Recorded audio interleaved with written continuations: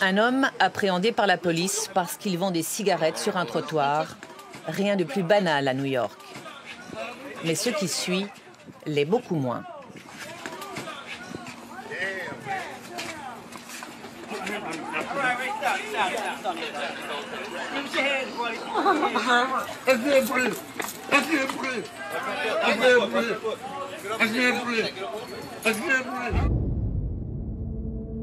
Eric Garner était asthmatique. Il mourra quelques heures plus tard à l'hôpital. La vidéo diffusée sur les réseaux sociaux provoque l'indignation générale. Mais la justice new-yorkaise estime qu'il n'y a pas matière à poursuivre l'agent inculpé, malgré une technique d'immobilisation par étranglement formellement interdite.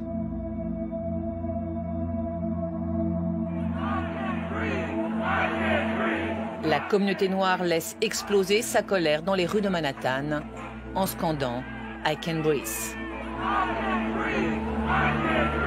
Dans la foule des manifestants, le basketteur suisse Thabo Sefolosha. On était à New York avec ma femme et on allait simplement manger.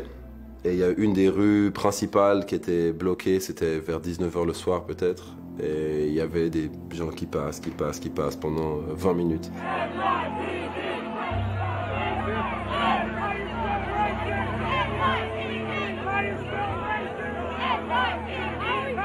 Je crois que j'avais pris une photo justement devant eux, puis simplement en disant que j'étais favorable à ce genre de mouvement, d'autant plus que c'était non violent et que n'importe qui en gros peut être le prochain. J'avais dit, je crois, I can be next, donc je pourrais être le prochain.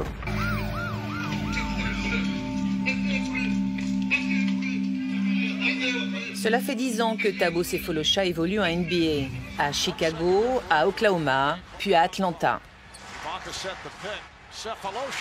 Celui qui a grandi à la Tour de Paix est devenu aujourd'hui une star du basketball américain. Le 8 avril de l'an dernier, le Vaudois doit jouer à New York. La veille du match, il sort avec son coéquipier Pero Antic dans une boîte de nuit très courue de Manhattan. Suite à une agression au couteau, la police évacue tous les clients de l'établissement, y compris Thabo. Tout le monde est censé un petit peu partir, etc., se disperser, c'est ce qu'on faisait. Et c'est là où il y a un des policiers qui vient vers moi et qui m'interpelle plusieurs fois, à plusieurs reprises, en me brusquant un petit peu, en me disant de dégager, quoi. Le petit problème, c'est qu'en fait, il décide pas de faire la loi, mais il décide de faire sa loi. C'est-à-dire qu'en venant vers moi, alors qu'il y a 50 autres personnes dehors, et en me disant, bon, maintenant, toi, tu dois partir, tu dois dégager, j'étais un petit peu surpris. Peu familier des pratiques policières américaines, le joueur suisse refuse d'obtempérer tout de suite. C'est alors que tout dérape, comme le montre cette vidéo de TMZ.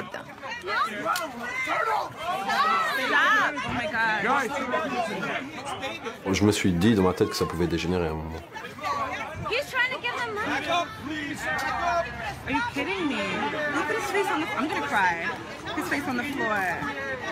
Tout se passe très très vite, donc je me suis dit ah là ça peut aller trop loin. Et malheureusement c'est ce qui s'est passé. De ce que je me souviens, c'en est un qui vient depuis derrière et qui me donne un coup de, je pense, de pied avec les bottes sur la jambe. J'ai la jambe qui est cassée et les ligaments qui sont déchirés après ce qui s'est passé. Donc ouais, il y a des fortes douleurs. Thabo Sefolosha passe près de 9 heures au poste, menotté et attaché. Il en ressort blessé, alors que son coéquipier Pero Antic, lui, a été beaucoup mieux traité par la police, malgré son gabarit tout aussi imposant. Quand j'ai finalement vu la vidéo et que j'ai vu de la manière dont il s'adressait à Pero, où ils ont une discussion avec lui, ils lui ont demandé de se lever, puis de l'autre côté, ils sont en train de donner des coups à Thabo par terre, j'ai vraiment réalisé qu'il y avait vraiment une différence de traitement entre les deux, c'est clair. Comment vous l'interprétez? Moi, je l'interprète très facilement. Il n'y a pas d'autre explication pour moi que le fait que Thabo soit noir et que Pero soit blanc. C'est un petit peu, je dirais, la réponse facile, mais peut-être la réponse correcte aussi. Des fois, il ne faut pas aller chercher trop loin à chaque fois. Donc, On est en droit de penser en tout cas que peut-être la couleur de la peau a fait une différence. Blessé, Thabo est privé de compétition, contraint de passer 6 mois de convalescence dans sa maison d'Atlanta, au milieu des siens.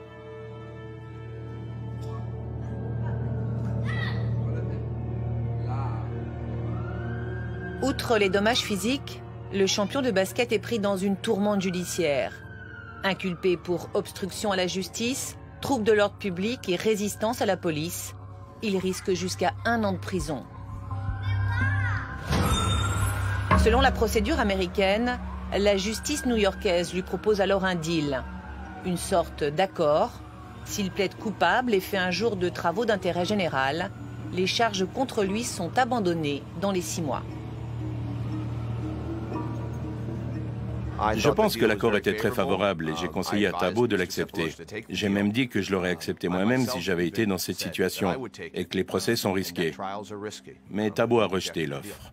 Plutôt favorable pour quelqu'un qui n'a rien fait? Non, pas tellement en fait. Un deal plutôt favorable pour que l'histoire soit mise sous le tapis et qu'on n'en parle plus. Il y a un sentiment aussi où on se dit non, il y a une injustice qui a été commise contre moi. On va se battre avec les armes qui me sont présentées. Thabo décide donc d'aller jusqu'au procès pour prouver son innocence. Son avocat plaide le délit de faciès et grâce à des vidéos qui confirment le comportement inadéquat de la police à son égard, il gagne.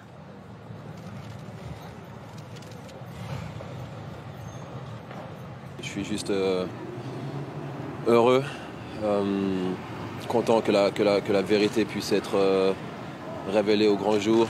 Et voilà, c'était important pour moi de pouvoir clarifier les choses. Et aujourd'hui, j'ai l'impression que c'est ça qui a pu être fait. Un verdict on ne peut plus rare face à la police. Thabo Sefolosha fait figure de héros au sein de la communauté noire. Il a même droit aux honneurs d'une émission satirique très connue, le Daily Show. But what happens when this system condemns not a regular person, but an NBA basketball star? Roy Wood Jr. finds out. He got beat up by the police, went to court, and won. Oh my God. Thabo, what were you thinking? I didn't do anything wrong. Take the deal. Always take the deal. I was not comfortable with that. I believe in justice. How do you sleep at night? Black people are all gonna get this big idea that they can just go to the courtroom with the truth and expect to be exonerated. Isn't that a good thing? Lord Jesus. Le champion suisse était loin d'imaginer qu'un jour, il serait emporté dans la spirale de la haine raciale aux États-Unis. Il sait qu'il a eu de la chance. Il sait surtout qu'il a eu les moyens de se payer un bon avocat, ce qui n'est pas le cas de la plupart des victimes afro-américaines.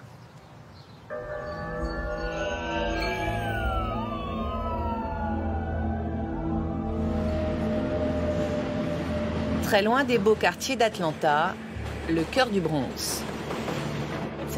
To walk with her and pray for her, Lord God, so she knows that she never walks alone because she is a child of God, Lord God. In Jesus' name, we pray.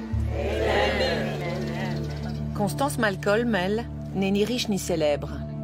Son fils, Ramarley Graham, avait 18 ans quand il a été abattu par un officier blanc. 4 ans après, elle refuse de se laisser anéantir par le chagrin. Elle continue à se battre pour son fils, mais aussi pour toutes les autres victimes de violences policières.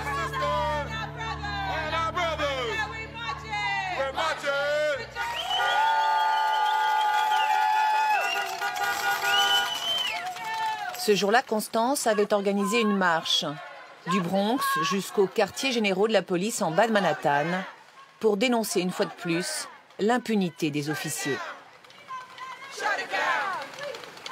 Il faut un village pour élever un enfant.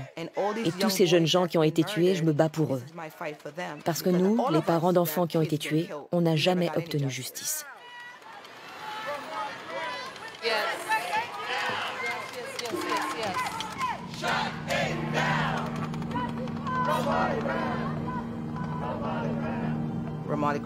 Ramarley Graham était mon fils. Il a été tué le 2 février 2012.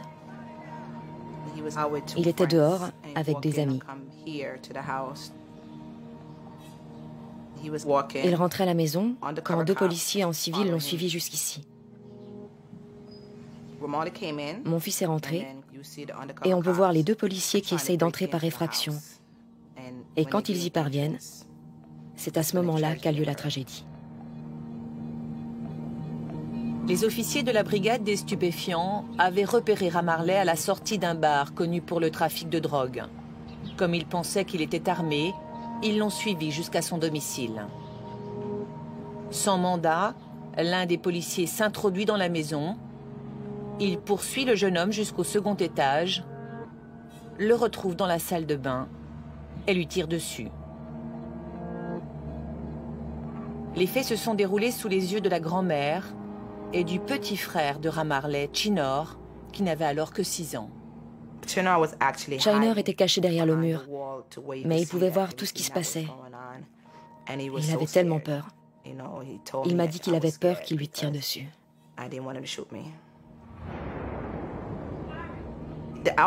Le policier Richard Haste, celui qui a tiré, il ne s'est pas annoncé. Il n'a pas dit « police ». Il a juste tiré dès qu'il a vu Ramarley. Ma mère a cru que c'était elle qui avait été touchée, parce qu'elle était tellement proche de l'impact. Mais quand elle a regardé ses habits, elle a vu qu'elle n'avait pas de sang. C'est à ce moment-là qu'elle a vu Ramarley au sol. Constance a choisi de rester dans la maison malgré le drame. Tous les matins, elle prend sa douche, la même où son fils s'est fait tuer. Je sens que mon fils est avec moi. Il sera toujours à mes côtés. Mais ici, je me sens comme connectée. L'énergie est paisible.